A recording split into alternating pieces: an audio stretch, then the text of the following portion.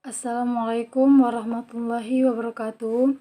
Saya Nur Sri Samiranti dari kelompok 13 selaku pemateri pertama yang akan menjelaskan asuransi pengangkutan terpadu.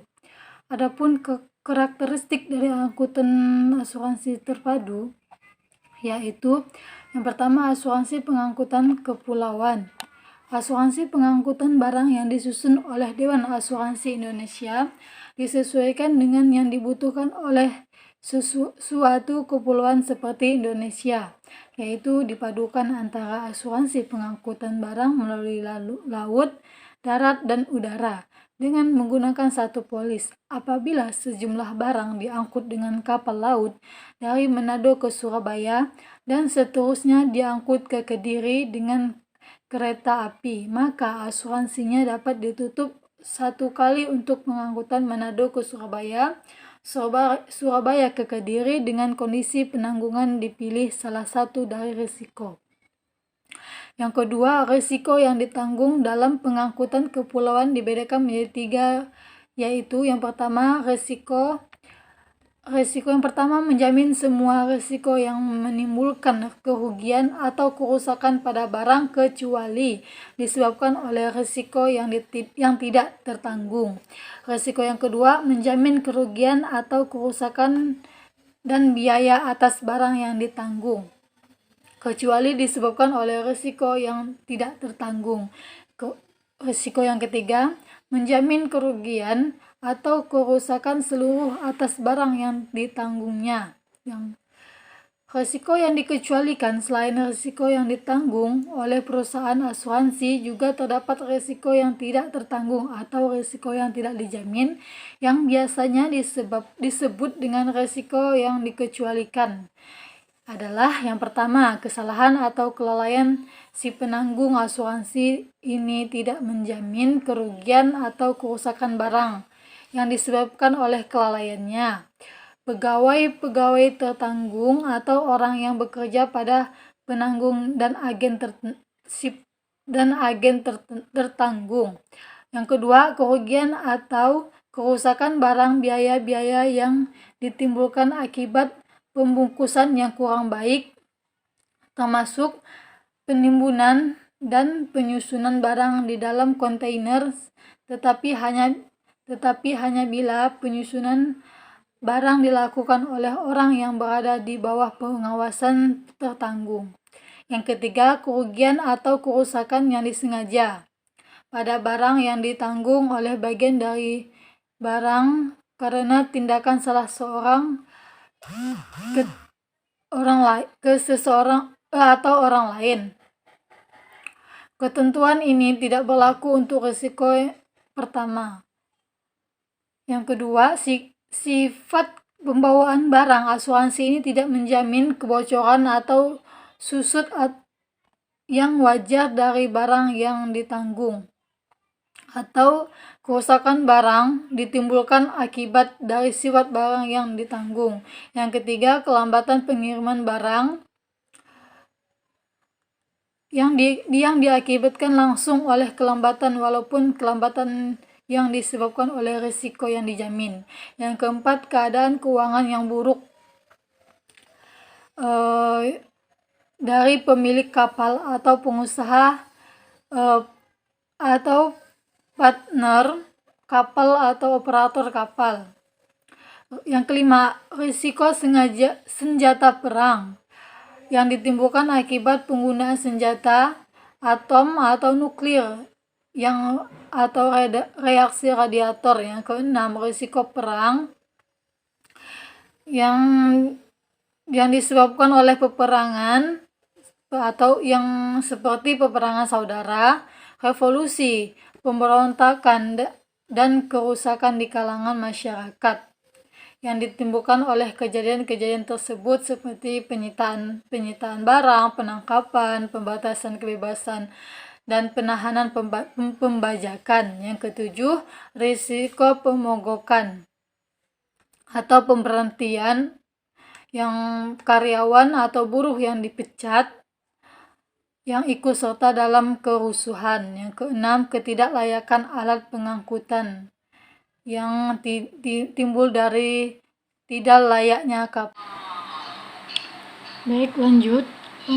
Materi tentang endorsement adalah perubahan data pada polis asuransi. Perubahan polis yang dikenakan premi tambahan dan biaya administrasi, ataupun perubahan polis yang hanya dikenakan biaya administrasi. Perubahan yang dikenakan tambahan premi dan biaya administrasi terdiri atas: yang pertama, penambahan unit kendaraan; yang kedua, penambahan perlindungan, misalnya banjir, gempa bumi, terorisme dan sabotase, kecelakaan diri dan pengobatan, bengkel resmi, bengkel khusus, dan pencurian oleh supir tertanggung. Perubahan yang tidak dikenakan biaya administrasi terdiri atas: yang pertama, data pemegang polis, nama, nomor telepon; yang kedua, data kendaraan, nomor polis. Sekian, terima kasih. Assalamualaikum warahmatullahi wabarakatuh. Di sini saya sebagai Rizky Nazira Suhat, NIM 119040114, ingin menjelaskan tentang asuransi kendaraan bermotor. Yang dimana yaitu asuransi kendaraan bermotor adalah produk asuransi yang menjamin setiap kerugian atau kerusakan terhadap mobil atau sepeda motor Anda yang disebabkan oleh: yang pertama, kecelakaan; yang kedua, perbuatan jahat; yang ketiga, pencurian, kebakaran, dan kerusakan yang terjadi selama di atas kapal penyeberangan atau ASDP.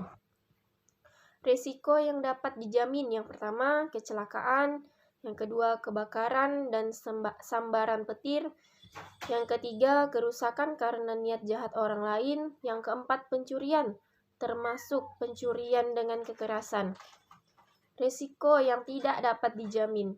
Risiko-risiko yang tidak dijamin dicantumkan dengan jelas pada persyaratan polis, antara lain: yang pertama, kehilangan keuntungan selama kendaraan tidak dapat digunakan akibat kecelakaan; yang kedua, kerugian akibat penggelapan; yang ketiga, hilangnya atau rusaknya peralatan tambahan atau non-standar yang tidak disebutkan dalam ikhtisar polis; yang keempat, akibat perbuatan jahat yang dilakukan oleh tertanggung atau keluarga tertanggung; yang kelima, kendaraan digunakan untuk belajar mengemudi atau perlombaan atau karnaval; atau tindak kejahatan, kelebihan muatan, tidak memiliki SIM, atau melanggar peraturan lalu lintas; barang muatan di dalam kendaraan; akibat bencana alam atau perang, dan lain-lain.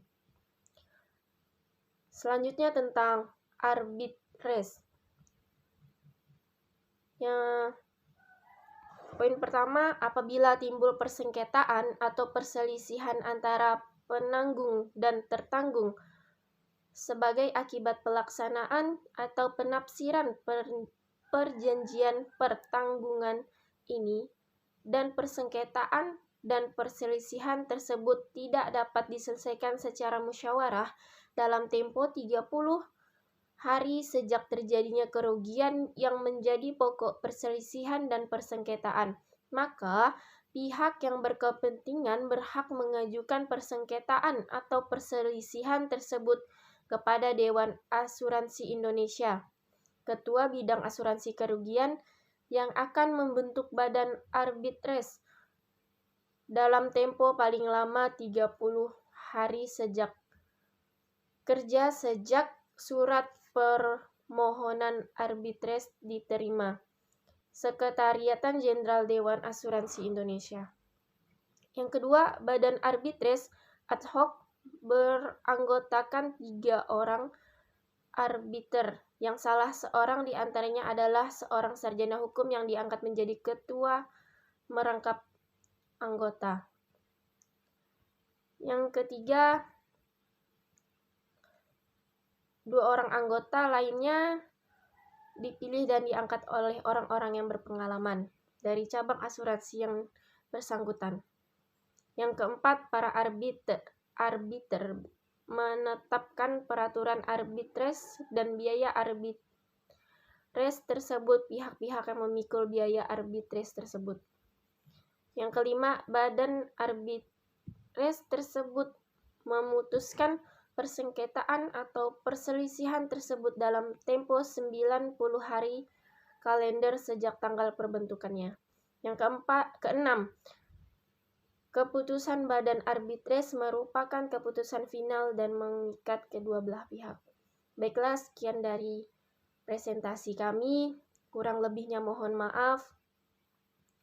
Assalamualaikum warahmatullahi wabarakatuh.